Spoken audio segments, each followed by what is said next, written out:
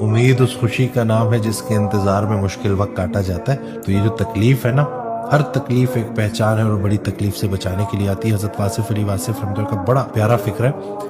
مولانا وحید الدین رحمۃ اللہ نے پوری زندگی دین کی خدمت کی، اور وہ آخری بات جو انہوں نے کی نا کہ یہ میری زندگی کی آخری دریافت ہے کہ سب سے بڑی جو خیر ہے نا وہ پازیٹیو تھنکنگ ہے، سب سے بڑا شر نیگیٹو تھنکنگ ہے.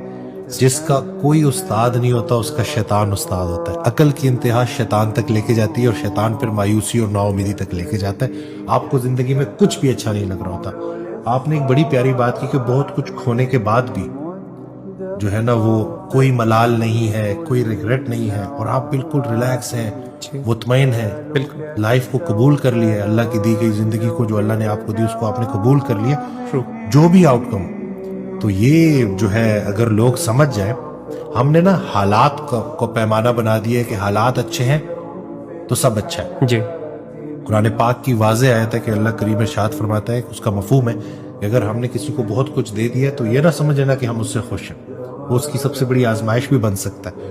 تو یہ جو اصل میں جو تعلق ہے نا جی کہ آپ کا جو اللہ کے ساتھ بانڈ سٹرونگ ہوا ہے اور آپ حال میں جینے لگے ہیں اور آپ کو یہ یقین ہے کہ سب کچھ بہترین ہونے والا ہے، جو ہو رہا ہے صحیح ہو رہا ہے، جو ہوا صحیح ہوا، جو ہوگا صحیح ہوگا.